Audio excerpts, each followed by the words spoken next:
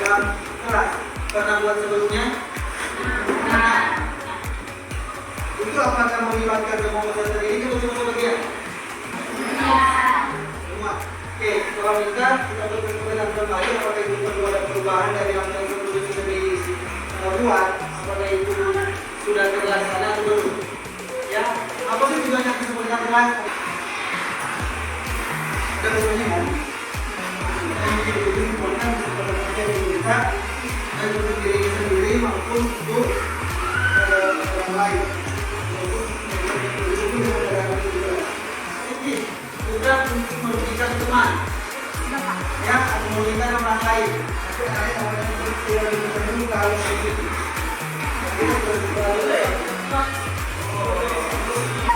Oke, silakan tempel di tempat tulis.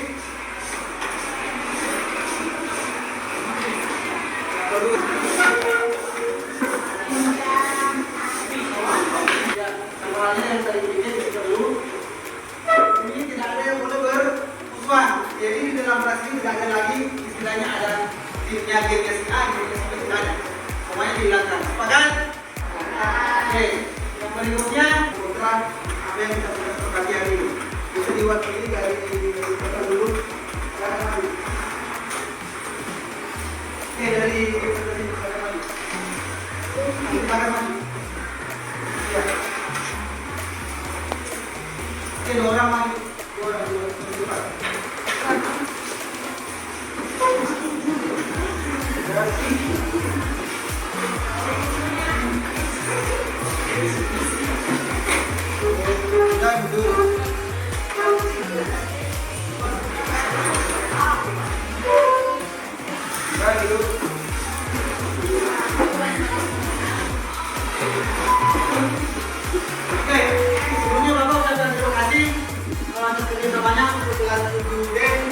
Kesepakatan yang kita sudah yakini bersama dan setelah depan itu wajib kalian laksanakan. Yang paling penting bila sudah membuat program dan sekarang berarti ini harus dijalankan sesuai dengan kesepakatan bersama.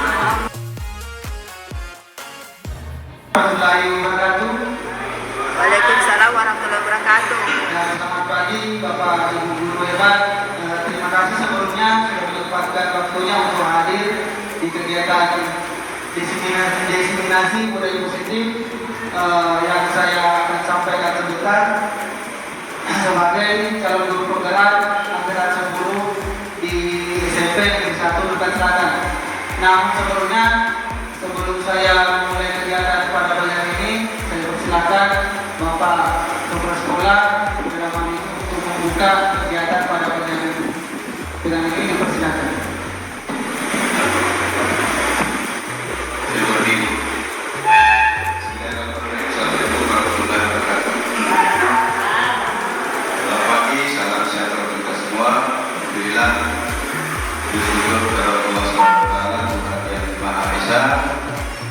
Hari ini kita bertemu lagi kegiatan diseminasi budaya positif yang insyaallah akan dibawakan oleh salah seorang CGP kita, Samsurinya. Dan ini yang program ini kita laksanakan minggu lalu pada saat Siti pun ini Pak Menjadi apresiasi ya kegiatan ini dan saya berharap kali sama-sama kita mengikuti apa yang insya Allah akan disampaikan oleh CGP kita Pak Samsul Putra SPD. Dengan ucapan Bismillahirrahmanirrahim, kegiatan destinasi budaya positif yang oleh calon guru penggerak Pak Samsul Putra SPD saya buka dengan resmi. Wassalamualaikum warahmatullahi wabarakatuh. Waalaikumsalam warahmatullahi wabarakatuh. Baik, terima kasih atas pembukaan yang diberikan oleh Bapak Kepala Sekolah. Langsung saja kita mulai kegiatan di pagi hari ini yaitu diseminasi budaya positif untuk SMP Negeri 1 Dukan Selatan. Kita berkumpul dengan bersama untuk budaya positif ada beberapa hal yang harus kita perhatikan untuk proses intinya. Yang pertama itu perubahan paradigma belajar. Yang kedua disiplin positif, kebutuhan dasar manusia, posisi kontrol guru, motivasi perilaku manusia, keyakinan kelas, dan yang terakhir adalah segitiga restitusi. Inilah konsep inti dari budaya positif yang akan kita bahas di pagi hari ini. Perlu saya ingatkan kembali Bapak Ibu, saya berdiri di depan Bapak Ibu bukan untuk menggurui, tetapi dalam kesempatan ini saya ingin berbagi apa yang saya dapatkan selama berkegiatan sebagai calon guru penggerak. Ada beberapa atau banyak hal yang perlu kami seharusnya bagi dengan Bapak Ibu, dan kami berharap kedepannya itu akan berdampak bagi rekan-rekan sejawat semua, begitu dengan dampaknya untuk sekolah sendiri. Yang pertama yaitu kebutuhan dasar manusia. Ini sangat penting kita bahas. Kenapa? Karena kita harus tahu apa sih kebutuhan dasar manusia itu. Kebutuhan dasar manusia adalah segala sesuatu yang kita lakukan untuk mendapatkan apa yang kita inginkan. Yang ketiga, motivasi perilaku manusia. Motivasi perilaku manusia sebenarnya ada dua Bapak Ibu, yaitu motivasi ekstrinsik dan motivasi intrinsik. Itu apa? Yaitu motivasinya itu keinginannya itu untuk berbuat sesuatu itu dipengaruhi oleh orang lain. Jika ingin berbuat sesuatu, dia itu terpengaruh dari orang yang kuat. Dalam hal ini, dia itu punya rasa intrinsik, yaitu untuk menjadi mereka inginkan dan menghargai dirinya sendiri dengan nilai-nilai yang mereka percaya. Jadi tidak terpengaruh dengan orang lain, jadi bergerak atau ingin berubah karena kemauan dari dalam, karena kemauan sendiri untuk berubah. Nah, ini yang mungkin banyak yang sering terjadi di lingkungan sekolah kita, yaitu 5 posisi kontrol dulu. Yang pertama mungkin pernah dibahas sebelumnya, itu penghukum. Yang kedua pembuat merasa bersalah. Berikutnya sebagai pemantau. Berikutnya sebagai teman, dan yang terakhir sebagai manajer. Tadi 5 posisi kontrol dulu. Dari penghukum, pembuat merasa bersalah, pemantau, teman.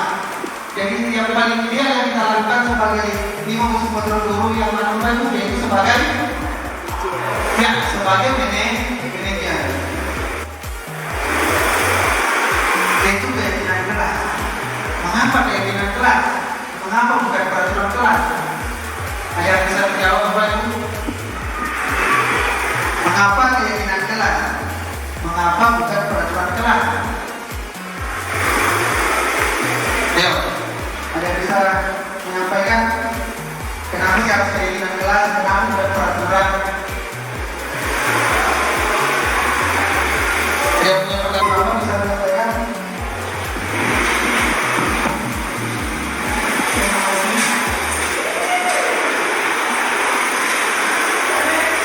Menurut saya, keyakinan kelas. Apabila seorang guru pada saat memasuki ruangan kelas, kita harus yakin, ya, apakah kelas itu sudah bersih, terus yang kedua anak-anak sudah yakin dan siap untuk mengikuti belajar. Terus mengenai peraturan kelas, biasanya peraturan kelas tidak semua anak-anak biasa mengikuti peraturan kelas. Salah satu contoh, misalnya peraturan kelas tentang tiket.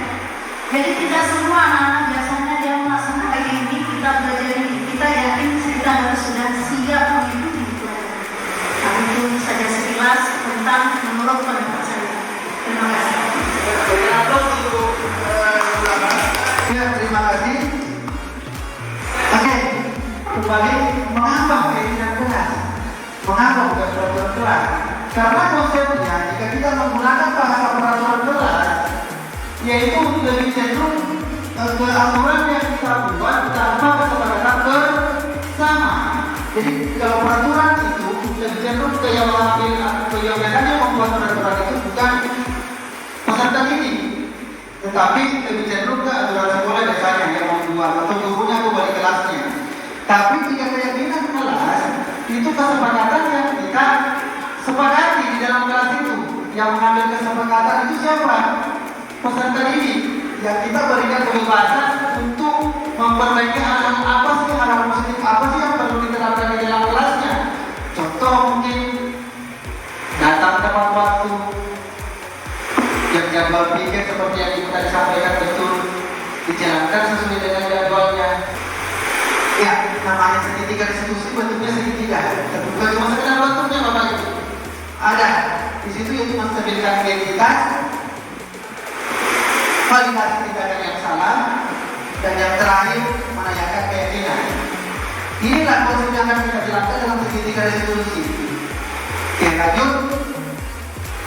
Dalam segitiga restitusi untuk menstabilkan identitas yang sering yang harus kita terapkan atau yang kalimat-kalimat yang harus kita sampaikan kepada peserta didik mungkin kurang lebih seperti ini. Setelah menangani permasalahan, peserta didik ini kita hadapi bisa dikatakan permasalahan itu adanya. Jadi itu ada kalimat-kalimat yang menyadarkan mereka menstabilkan identitas, yang kedua menyadarkan yang salah, yang terakhir menyadarkan keyakinan kelas. Sudah kita bahas bersama sampai membuat menanyakan keyakinan kelas. Dan sebagai penutup dalam penerapan diskusi hendaknya guru memiliki standar kepribadian. Tergantung dari pribadi kita masing-masing, profesional dalam melakukan pekerjaan kita, dan sosial yang baik bagaimana kita bergaul, di mana guru mampu merefleksikan dirinya dalam posisi kontrol saat ini. Dari yang kita coba kontrol persiapan, bagaimana menjalankan dirinya sebagai among atau manajer dalam menghadapi peserta didik kita untuk menuntut muridnya menjadi seorang insan yang mandiri, merdeka, dan bertanggung jawab. Mungkin ini yang bisa saya sampaikan dalam kesempatan ini sebagai destinasi budaya positif. Saya sekali lagi ucapkan terima kasih atas kehadiran Bapak Ibu. Semoga apa yang saya sampaikan di dunia ini itu bermanfaat untuk diri saya sendiri, untuk Bapak Ibu yang hadir di dalam